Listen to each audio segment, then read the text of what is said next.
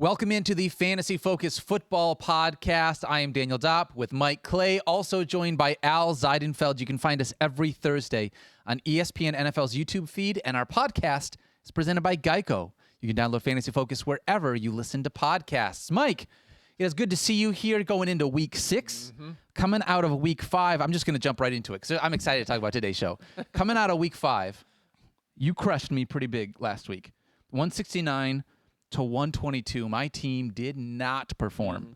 Well, and again, you kind of build out, you stack, right? So I do a lot of stacks. You're going, it's supposed to be, we have fun with the head-to-head. You're kind of going for the first place in the tournament. I'm setting our, an optimal cash lineup. So you're going to be more inconsistent. You're going to have these down weeks and some big weeks. But, I got you. I got you easily this week. You know who got me easily, who got both of us this week was Ryan 1914 with 236 points.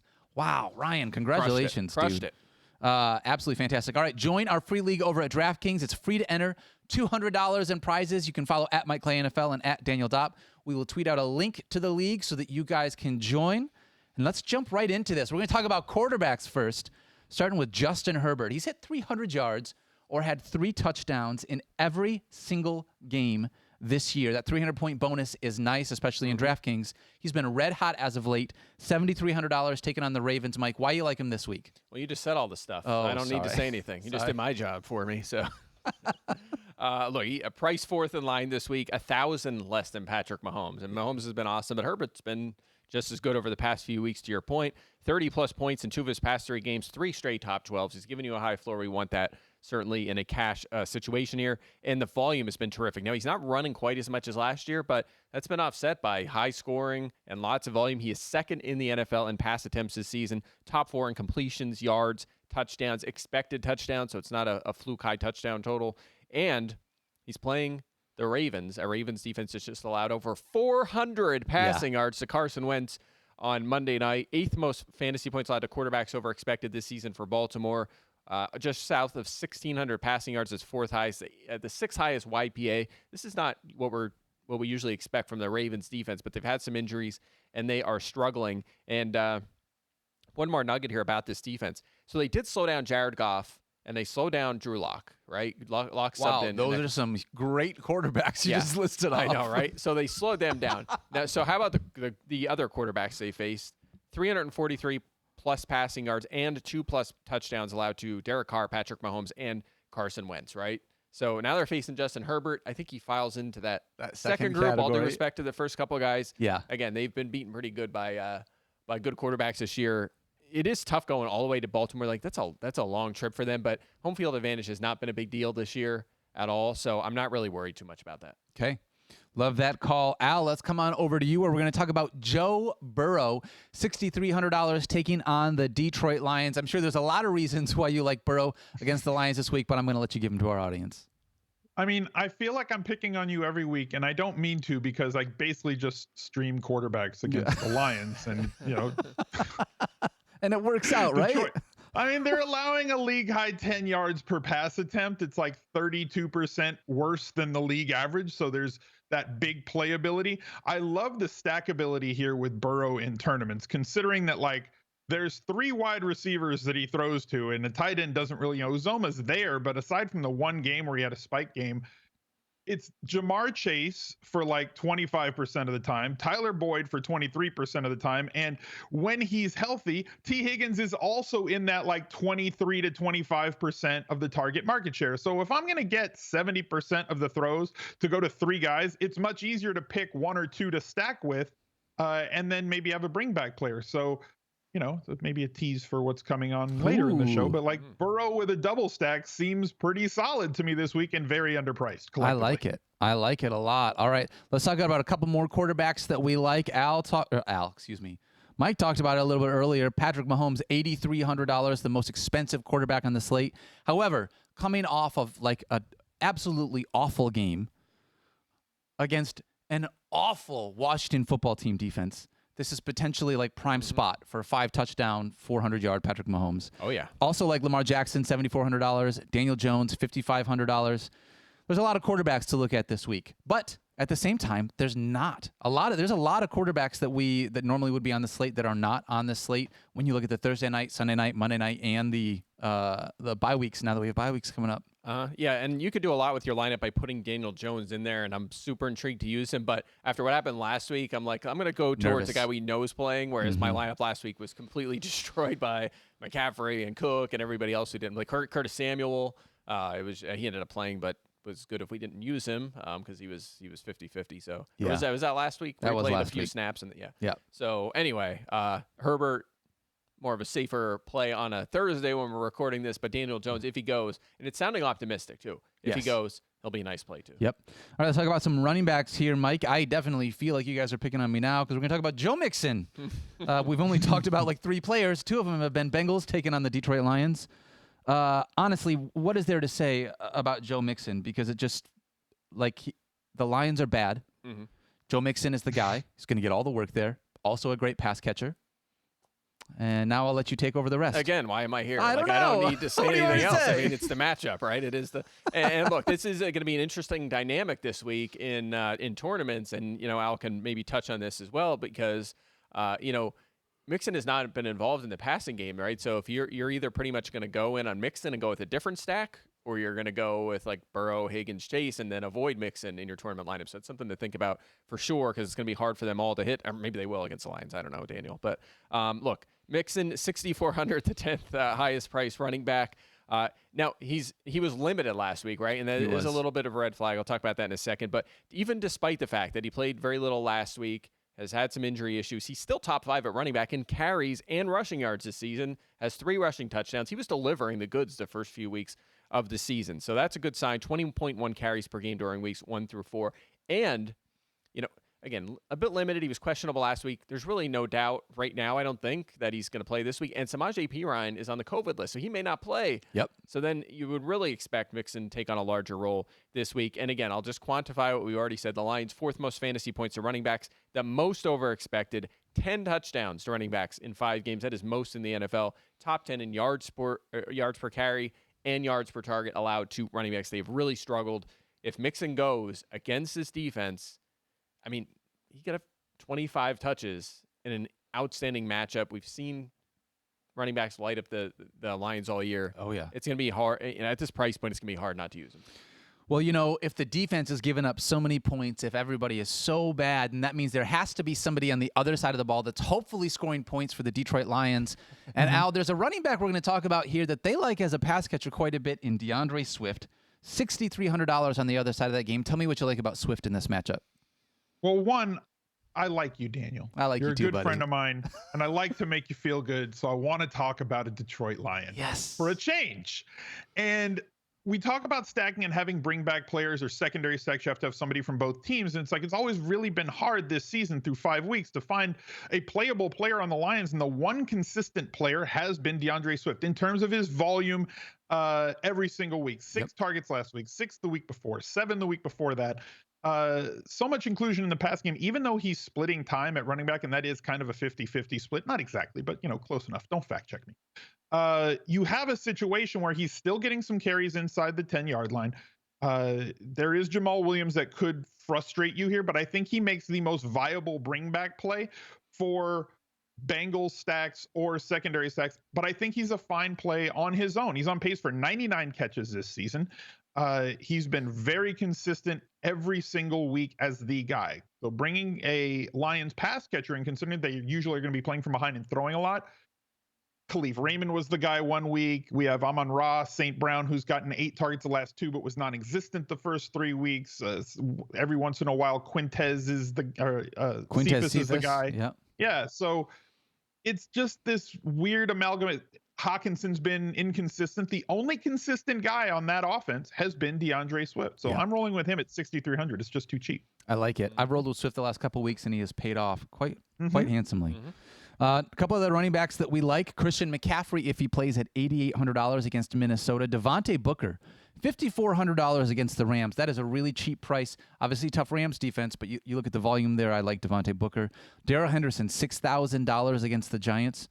He has 73% of the Rams running back touches in his 4 games this season. At $6,000, he's getting a lot of workload. I like that. And then we already mentioned DeAndre Swift at $6,300. All right, Mike, do you own or rent your home? Sure do. Sure you do, and I bet it can be hard work. But you know what's easy? Bundling policies with Geico. I was waiting for you to say, what's easy? Geico makes it easy for you to bundle your homeowners or renters insurance along with your auto policy. And it's a good thing, too, because you already have so much to do around your home. So just go to geico.com, get a quote, see how much you could save. It's Geico easy. Visit geico.com today. That's geico.com. Yes, it is hard work. Oh, I Missed the line. You're the worst. Darn it. I messed up that rate. I'm sorry. Let's talk about some wide receivers here. Mike, we're going to start off with you. Cooper Kupp, $7,900, taking on the New York Football Giants. Double-digit targets every single week. It feels like Cooper Kupp might have one of the safest floors in fantasy football right now. Oh, yeah. Number 1 scoring fantasy receiver, but he's priced as number 5 right now, $1,100 below Devontae Adams. And Adams is terrific. You could fit him in your lineup just fine, and it's probably going to pay off for you. But still, Kupp, again, outscoring him this year, and he is priced $1,100 less. I mean, that is a huge gap. It doesn't make much sense. 16-plus points in 4 out of 5 weeks. The exception was last week when they were just force-feeding Robert Woods. It was a fix-me game for that's exactly what it was. For Robert Woods last week. 10-plus targets in every game. You just mentioned that.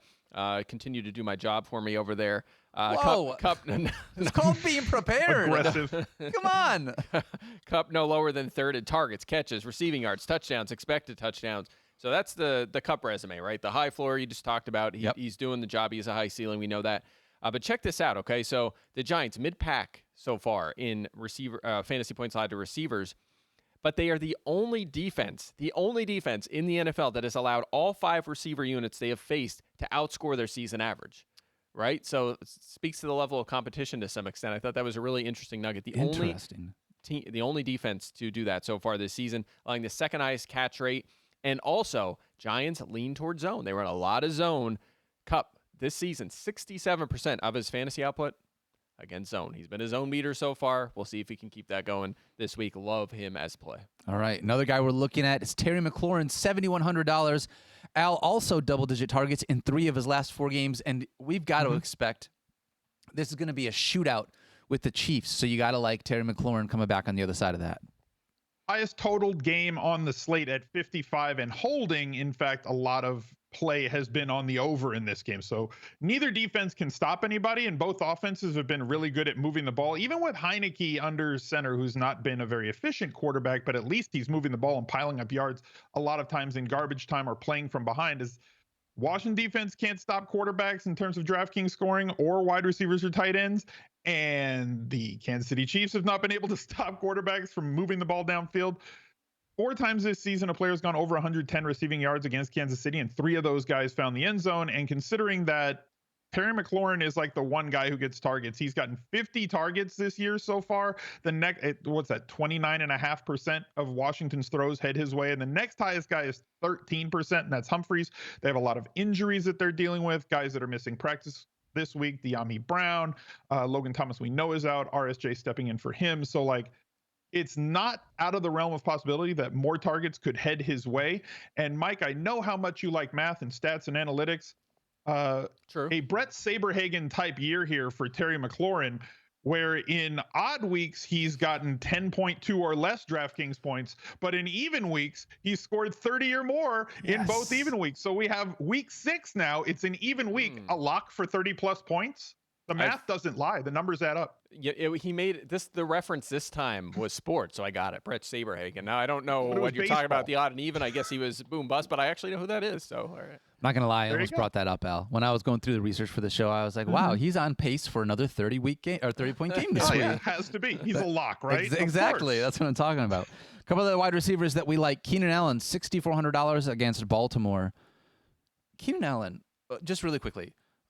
It feels like he is a guy underneath Mike Williams in price now that is just like $6,400 for Keenan Allen just feels like it's too low, Mike. Oh, yeah, and he's still playing well. Yeah, I think the Chargers are the only team with, 2 top 15 receivers, I would say? Or, it's because Mike Williams came on so strong that it's like Keenan Allen is just sort of like people have forgotten how good Keenan Allen still is. Anyways, that's just my thoughts. Brandon Cook, $5,800 taking on Indianapolis. Sterling Shepard, $5,000 against the Rams.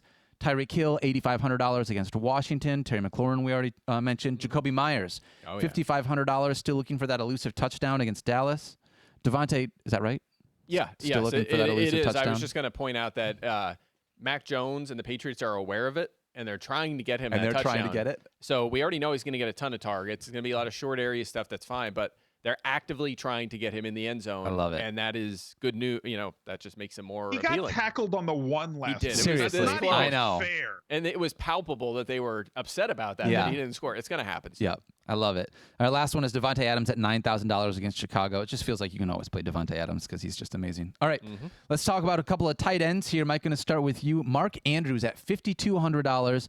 Absolutely lit up the Lions last week. It's the third highest over-under this week. Mike, I don't even know what to say other than Mark Andrews, $5,200. It seems like a great play in a super high-scoring game against the Chargers. Yeah, so it would not be the show if we didn't have a Monday Night Football discount recipient. That's exactly what it is. That is, of course, Mark Andrews this week at $5,200. 42 points in his last game against Indianapolis, which is just unbelievable. The guy has 4 straight top 13 fantasy showings after the poor week 1. So it's not like he just came out of nowhere. He's been pretty solid so far. He's second in fantasy points now after that big week at the tight end position. Leads all tight ends in receiving yards with 400. He is actually ahead of Travis Kelce in receiving yards this season, which is a heck of an accomplishment. Top 3 in targets and catches, and going up against the Chargers here, okay? Second most fantasy points allowed to tight ends, most over expected. So if we adjust for volume, they're even worse than that. Most targets faced, most receptions allowed, second most receiving yards allowed, and of course last week David Njoku out of nowhere just went off, just totally crushed them. So Mark Andrews in a good spot here, coming off the big week. Sometimes it makes me a little nervous, like a guy coming off a spike. You expect guys to come back to earth a little bit, but he is in a good spot here, and the price is good. Price is good. All right, Al, I see that you want to talk about Travis Kelce, but I think it says that $7,000 is his price, which means you must have put it on the sheet wrong.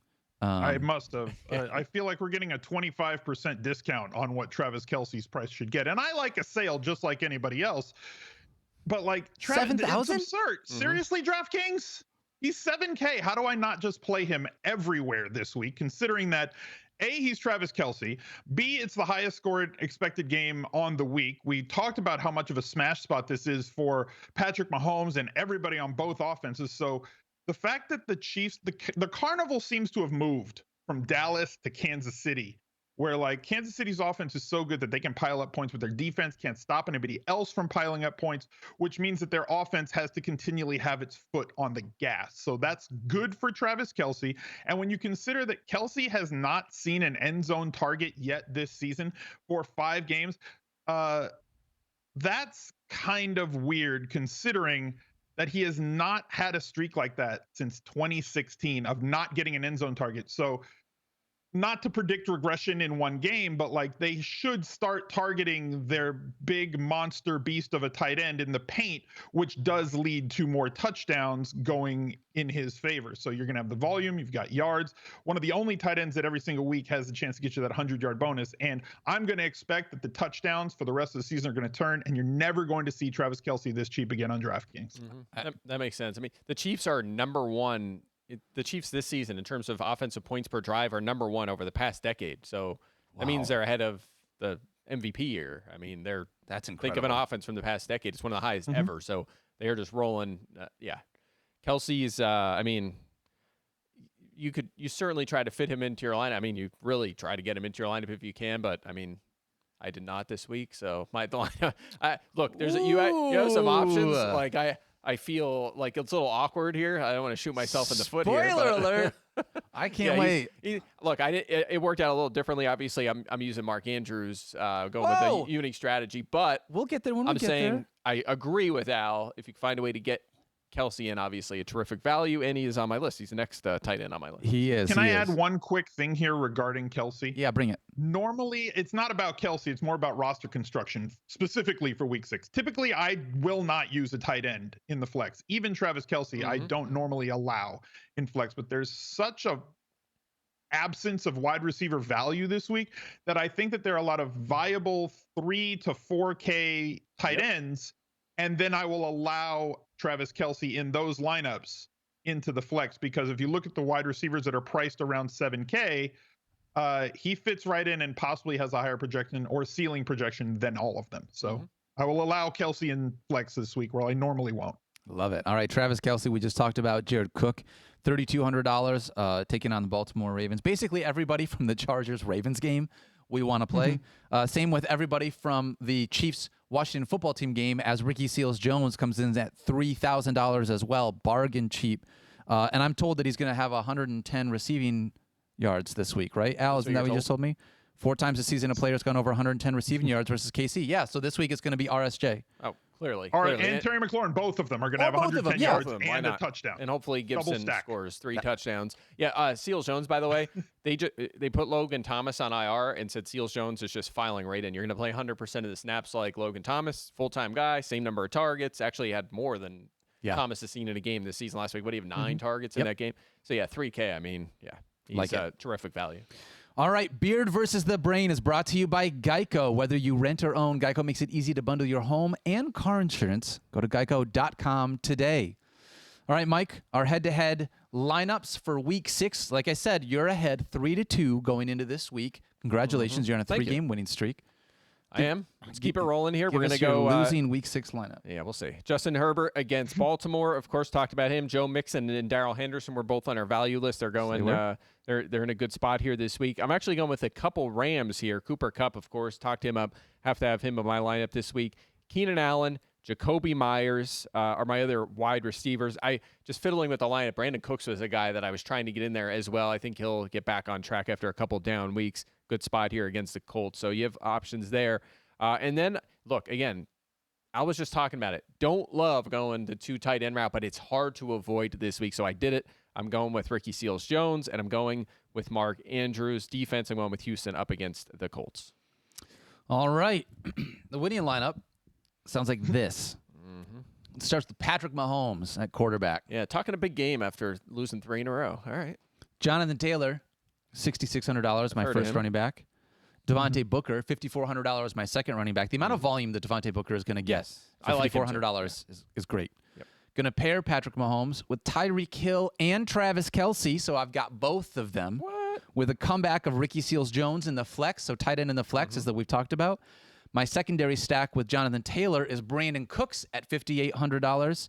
I am then left with having to find a lower price wide receiver. I like Van Jefferson, $3,400, because he's at least going to get a number of looks from Stafford. And then I'm forced to take Washington's defense at $2,000 because that's all the money I have left, which is something I hate to do. You can't do that. I mean, you're going to take. What do you mean? You tell me I can't do that? You're going to take like a -2 on defense because you're starting Mahomes, Hill. I mean, I don't know. You're limiting your ceiling by doing this. That's 100% true. But the rest of the lineup's really good. I like it. Thank you, man. I like it a lot. A lot of people. This is like a DFS strategy. I feel like a lot of people are going to go, knowing it's Washington and seeing what they've allowed, a lot of people are going to do what you just did here. That's the only problem with it. This is the hard part, was trying to find, like we've talked about, just find a way to get Kelce in your lineup. Like play Mahomes and Hill if we think this is going to be a huge game. If you're going to spend up, you've got to find places to be able to save money. That's where Devontae Booker came in for me. Obviously, it's tough, though, because if you're playing Seals-Jones and I don't love Van Jefferson, I don't want to play Washington's defense, but you got to save money somewhere. You need a Mahomes pick 6 or something. And he has thrown 13 picks in his past 15 games, something like that. Maybe you get lucky. Maybe you get lucky here. Interception or something, a touchdown on that, a fumble return for a touchdown. Maybe Darrell Williams fumbles and they score. And then it could work out for you. Then it works out. Yeah. So anyway, it's going to be interesting. It will be interesting. All right, Al, give us your weekly tournament lineup. I know everybody's been waiting for this. So I can't believe that we can do the things that we can do with lineups this week. I've got a Joe Burrow stacked with T. Higgins and Jamar Chase. I'm bringing him back, or that double stack back, with DeAndre Swift at running back. I've got Darrell Henderson at $6K as a one-off.